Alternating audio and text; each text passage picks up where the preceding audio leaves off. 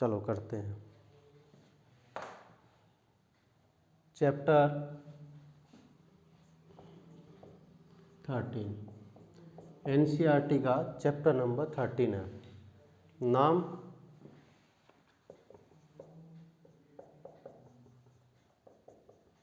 Electricity. अब electricity की बात करें तो ये बेसिकली आपका 8 मार्क्स का आता है। सीबीएसई में आपका कितने का आएगा? 8 मार्क्स का आएगा। अब इसमें बेसिकली हम बात करते हैं, पहले इलेक्ट्रिसिटी तो बाद की बात है कि बाद में आएंगे। सबसे पहले हमारे पास आएगा चार्ज क्या होता है। क्या आएगा? Charge.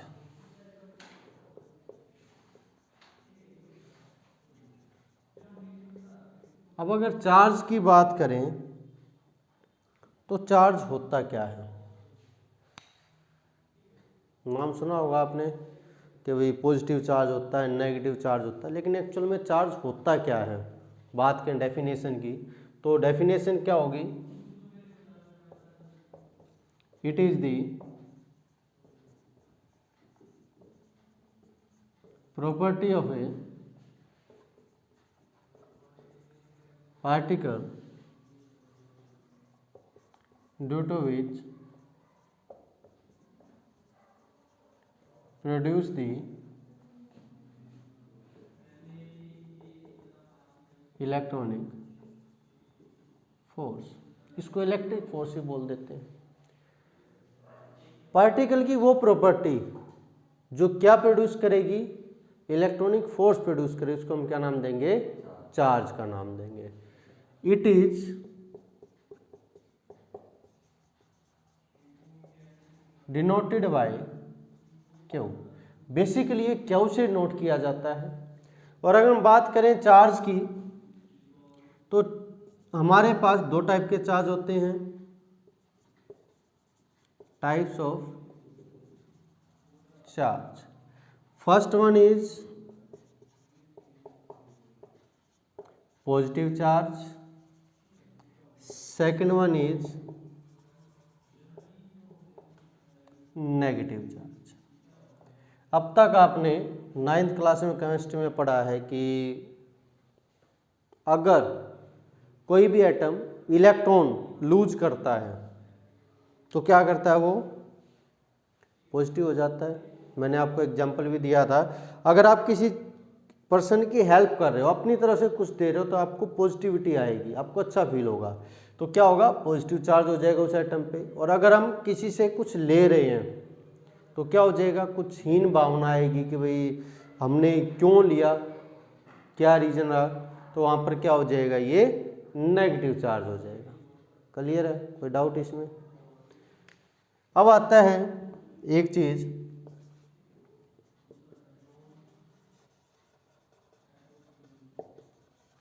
Fundamental law of electrostatics.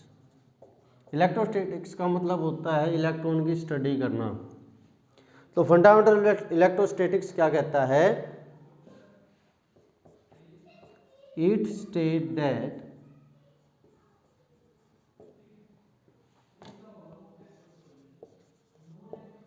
like charges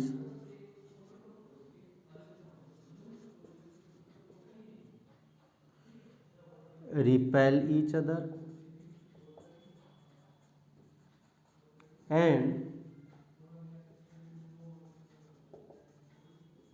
unlike charges attract each other। Simple सा मीनिंग क्या हुआ बेटा? अगर यहाँ पर पॉजिटिव चार्ज है या नेगेटिव चार्ज है तो क्या करेंगे? ये रिपेल करेंगे, एक दूसरे को दूर करेंगे। और एक पॉजिटिव होगा और एक नेगेटिव होगा तो क्या करेंगे? अट्रैक्ट करेंगे। ये बेसिकली इसको हम क्या नाम देते हैं? Fundamental law of electrostatics. Clear इतनी बात? कोई डाउट इसमें?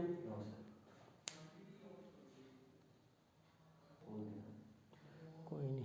देखो भैया, अब हमने बता दिया कि चार्ज होता है, पॉजिटिव चार्ज होता है, नेगेटिव चार्ज होता है, लाइक चार्ज रिपेल करेंगे, लाइक चार्ज अट्रैक्ट करेंगे, लेकिन हम चार्जिंग करेंगे ही कैसे?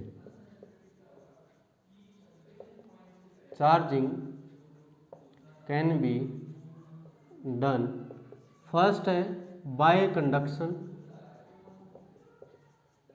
सेकंड है बाय फ्रिक्शन, और थर्ड है बाय इंडक्शन। तीन तरह से हम चार्जिंग कर सकते हैं, bye conduction, by friction, by induction. One by one तीनों को डिस्कस करते हैं। हमारे पास कोई भी प्लग है, ठीक है, उसके डायरेक्ट कांटेक्ट में आगे हम चार्जिंग कर देते हैं। जैसे फॉर एग्जांपल आप देखते हो कि जो फ़ोन वगैरह आप चार्ज करते हो चार्जर से, वो क्या होता है? बाय कंडक्शन, डायरेक्ट करंट से क्या कर देना? चार्जिंग कर देना। स्विच में आपने अप्लाई किया, वहाँ से इलेक्ट्रिसिटी आई और आपका फ़ोन चार्ज हो गया। बाय फ्रिक्शन, आप देखते हो अपने हाथों को रब करते हो, जब भी रब कर रहे होते हो हाथ गर्म हो जाते हैं, चार्जिंग हो जाती है। या बेसिकली आप देखते हो कि आप सर्दी का टाइम है, बाहर घूमने लग रहे हो, स्वेटर पहन रखा है, पूरे दिन घूमते हो, रात को उसको उतारते हो, आप देखो उसमें स्पार्किंग होती है, वो क्या है? By friction. बाय इंडक्शन ये नया है। इंडक्शन का मतलब क्या होता है? इंड्यूस्ड हो जाना। इन दोनों में डायरेक्ट कांटेक्ट हो रहा था, इसमें डायरेक्ट कांटेक्ट नहीं होगा। तो हम बेसिकली जो आपके लिए नया है उसकी बात करते हैं हम, चार्जिंग बाय इंडक्शन। इंडक्शन के साथ चार्जिंग करना, ठीक है। किस तरह से? देखो, हमारे पास कोई भी बॉडी होती है वो न्यूट्रल होती है। आपने 9th क्लास में पढ़ रखा है कि जो बॉडी होती है क्या होती है? न्यूट्रल होती है। न्यूट्रल का मतलब क्या होता है? जितने प्रोटॉन होते हैं उतने ही इलेक्ट्रॉन होते हैं, यही होगा। इसका मतलब जो आपकी बॉडी है वो क्या है? इलेक्ट्रिकली न्यूट्रल है, ठीक है। यही आपके थॉमसन मॉडल ने बताया था, यही रदरफोर्ड ने बताया था, यही बोर मॉडल ने बताया था। 9th क्लास में तीनों मॉडल हम पढ़ चुके हैं, क्लियर है। अब क्या किया हमने, इसके पास कोई एक नेगेटिव चार्ज बॉडी लेके आ गए, नेगेटिव चार्ज बॉडी लेके आ गए। अभी फंडामेंटल ऑफ इलेक्ट्रोस्टैटिक्स मैंने आपको बताया कि लाइक चार्ज क्या करेंगे? रिपेल करेंगे, लाइक चार्ज अट्रैक्ट करेंगे। इसके पास लेके आए, टच नहीं किया हमने इसको, ठीक है। हमने क्या किया, जब इसको इसके पास लेके आए तो जो हमारे पास बॉडी थी उसमें से जो पॉजिटिव चार्ज है वो तो इसने अट्रैक्ट कर लिए, और जो नेगेटिव चार्ज थे वो क्या कर दिया?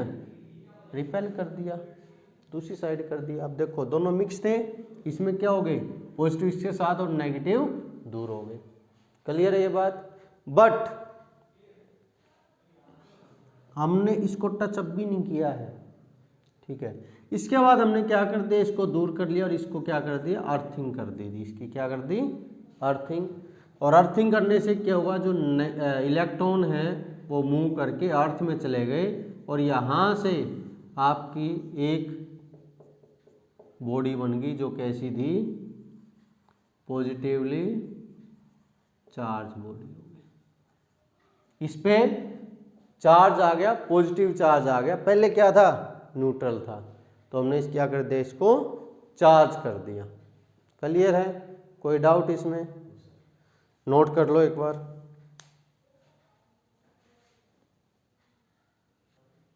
चलो अब देखते हैं, ये तो हमने किया पॉजिटिव चार्ज बॉडी बनाने के लिए हमने ये किया। अब हम बात करते हैं, अगर सेम प्रोसेस से नेगेटिव चार्ज बॉडी बनाएंगे तो कैसे बनाएंगे, कैसे कर सकते हैं? आप कहोगे कि यहाँ पर पॉजिटिव चार्ज बॉडी लेके आ जाओ। पॉजिटिव चार्ज बॉडी लेके आने से क्या होगा? ये जो नेगेटिव चार्ज है ये तो अट्रैक्ट कर लेगा ये, और पॉजिटिव चार्ज को रिपेल कर देगा। इसके बाद भाई, इसके बाद क्या करें,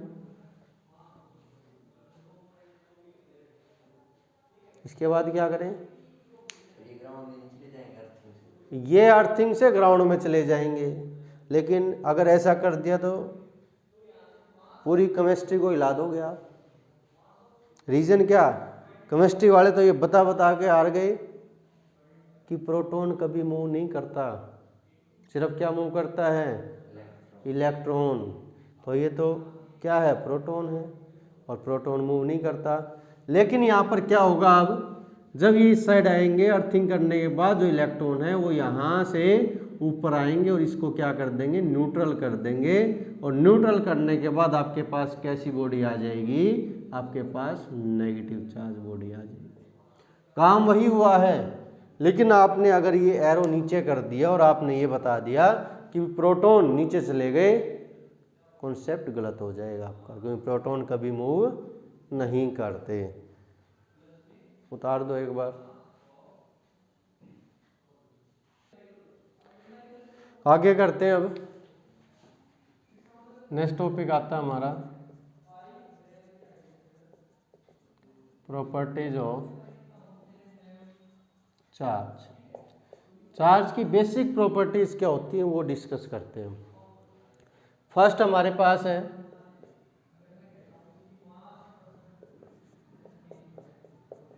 it is a scalar quantity. Charge क्या होते हैं, स्केलर क्वांटिटी होती है। 9th क्लास में आप पढ़ते रहे हो कि स्केलर वेक्टर, स्केलर जिसकी सिर्फ वैल्यू होती है, मैग्नीट्यूड होता है, वेक्टर जिसका मैग्नीट्यूड भी होता है और जिसकी डायरेक्शन भी होती है। तो ये क्या है, स्केलर क्वांटिटी है। सेकंड है it's SI unit is coulomb, और इसकी SI यूनिट क्या होती है, कूलम होती है, जिसको कैपिटल C से डिनोट करते हैं। ठीक है। थर्ड है, कंपटीशन में पूछ लेते हैं, it's CGS unit is state coulomb, या फिर ESU इलेक्ट्रोस्टैटिक यूनिट। ठीक है। और ये भी कंपटीशन का है कि 1 कूलम में 3 × 10⁹ ESU होते हैं। 1 कूलम किसके इक्वल होता है, 3 × 10⁹ ESU के इक्वल होता है। ठीक है। फोर्थ है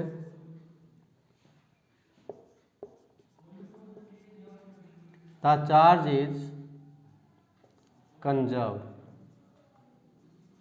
कंजर्व्ड का मीनिंग क्या हुआ, it state that the total charge in isolated system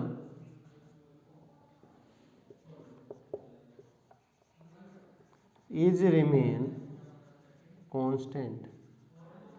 जैसे आपने लॉ ऑफ कंजर्वेशन एनर्जी किया था 9th क्लास में, वैसे ही क्या है, law of conservation of charge होता है कि चार्ज क्या रहता है, कंजर्व्ड रहता है। टोटल चार्ज आइसोलेटेड सिस्टम में क्या रहता है, कांस्टेंट रहता है, सेम रहता है। आइसोलेटेड सिस्टम मैंने 9th में बताया था, फिर से आपको रिमाइंड करवा देते हैं। आइसोलेटेड सिस्टम वो सिस्टम होता है जिसमें बाहर से कोई फोर्स अप्लाई नहीं होती। ठीक है। फॉर एग्जाम्पल 20 स्टूडेंट एक रूम में हैं, बाहर से कोई उसको बुलाने नहीं आया तो कितने रहेंगे, 20 रहेंगे। अंदर से कोई बाहर नहीं गया, कितने रहेंगे, 20 रहेंगे। 20 स्टूडेंट रूम में कहीं पर भी बैठ सकते हैं, लेकिन अंदर कितने रहेंगे, 20 ही रहेंगे। तो हमारे पास चार्ज क्या हो जाएगा, कंजर्व्ड हो जाएगा। क्लियर है ये बात। फिफ्थ प्रॉपर्टी है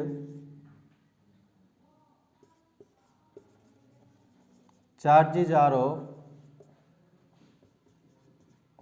2 टाइप्स, 2 टाइप के होते हैं, एंड ओबे फंडामेंटल ऑफ इलेक्ट्रोस्टैटिक्स, जो मैंने आपको बताया था अभी कि भाई क्या करेंगे, लाइक चार्जेज रिपेल करेंगे, लाइक चार्ज अट्रैक्ट करेंगे, फंडामेंटल इलेक्ट्रोस्टैटिक्स को ओबे करता है। और बेसिकली क्या होते हैं, ये दो टाइप के होते हैं, नोट कर लो एक बार। अब बेटा सिक्स्थ प्रॉपर्टी और सबसे मेन है, इंपॉर्टेंट है,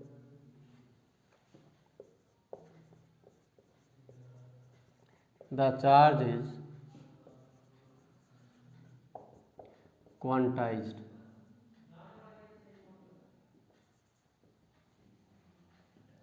या इसको हम बोल देते हैं quantization of charge.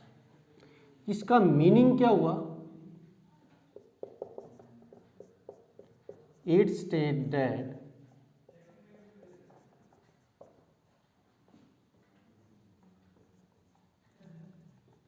the total charge on a body is integral multiple of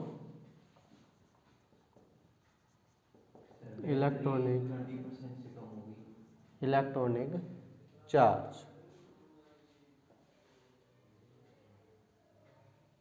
clear है? मतलब क्या हुआ कि यहां से क्या is equal to plus minus n e हो जाएगा। क्यू का मतलब क्या है, charge on a body. N का मतलब क्या है, नंबर ऑफ इलेक्ट्रॉन्स। और ई का मतलब क्या है, चार्ज ऑन इलेक्ट्रॉन। और कितना होता है ये, -1.6 इंटू 10 की पावर -19 कूलम। अगर हम बात करें चार्ज ऑन इलेक्ट्रॉन, मैंने बोल दिया प्रोटॉन पे चार्ज कितना होता है, +1.6 इंटू 10 की पावर -19 कूलम। मास की बात भी कर लेते हैं, मास ऑफ प्रोटॉन होता है 1.67 इंटू 10 की पावर -28 kg। और मास ऑफ इलेक्ट्रॉन होता है 9.1 इंटू 10 की पावर -31 kg। ये बेसिक वैल्यू है जो आप सभी को पता होनी चाहिए, नोट कर लो एक बार। अब हम बात करते हैं कुछ बेसिक चीज़ें। अभी आपने सिक्स्थ प्रॉपर्टी पढ़ी है जिसमें आपने बताया है कि भाई चार्ज क्या होता है, क्वांटाइज्ड होता है, क्वांटाइजेशन ऑफ चार्ज।